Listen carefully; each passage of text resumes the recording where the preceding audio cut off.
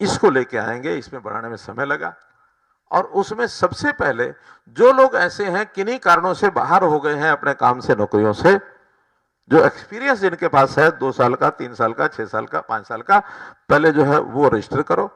इनकी जहां जहां जरूरत है सबसे पहले इनको लगाएंगे और इनको हर साल की आधा अंक भी देंगे, हर साल के एक्सपीरियंस का, अप टू मैक्सिमम 5 मार्क्स के 5 नंबर इनको देंगे।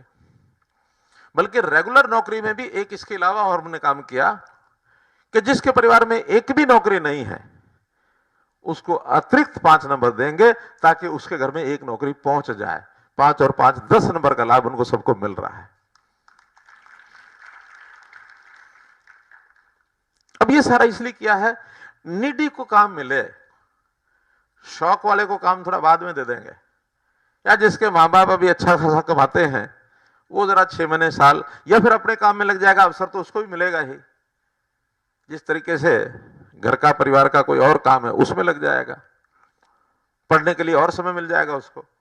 अब एक परिवार तो ऐसा जो कहता है 10वीं के बाद 12वीं के बाद बच्चे को पढ़ा ही नहीं सकते हम, आवश्यकता ऐसी है।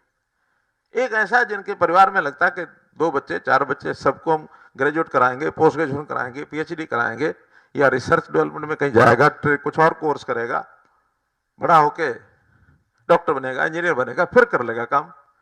अब इन दोनों में गैप है, तो इसलिए इन सबको काम मिले तो हमने एचकेआर के माध्यम से नौकरियां देनी शुरू की।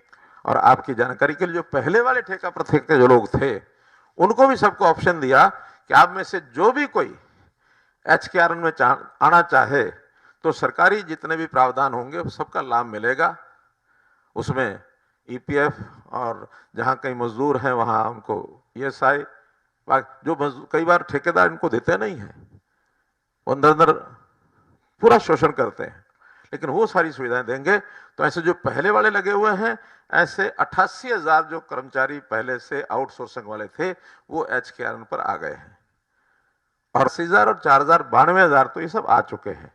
इसके अलावा भी आज हमारे पास 5,000 से ज्यादा रिक्वायरमेंट डिपार्टमेंट्स की बाकी है, और एक बार अब सिस्टम शुरू हो गया तो मुझे लगता है कि अगले 15-20 दिन में 5,000 ये भी आ जाएंगे, और जहां जहां जरूरत होगी फिर अगली जो रिक्वायरमेंट आएगी वो आएगी। लेकिन ये हमारे लिए फाइनल नहीं है। एचकेआरएन इसका स्वरूप भी एकदम पक्की नौकरी का नहीं है। हम चाहते हैं इसमें भी योग्य व्यक्ति अगर आगे बढ़ सकते हैं उनको बढ़ने के लिए प्रयास करने चाहिए, क्योंकि आखिर है तो ये भी आउटसोर्सिंग की रिप्लेसमेंट है। कोई एचपीएससी या एचएसएससी के माध्यम से ये नौकरियां नहीं है। जब तक पक्के वहां से नहीं आते तब तक के लिए यहां लगे रहेंगे। हो सकता है कोई 10 साल लगा रहा है, 5 साल लगा रहा है, 15 साल लगा रहा है, हो सकता है सारी उम्र यही निकल जाए। और ये भी हो सकता है कि अगले साल पक्के आ गए तो इनको कहा जा सकता है कि भैया आप पक्के लगेंगे पहले, आप जाओ बाहर। लेकिन कोशिश ये रहेगी कि जिसको एक बार हम लगाएं वो कम से कम जब तक उनको और अवसर अपने आप छोड़ के ना जाए तब तक हम ना निकालें, ये कोशिश रहेगी। लेकिन उसके लिए आपको भी प्रयत्न करना होगा, आपको भी रेगुलर एम्प्लॉयमेंट की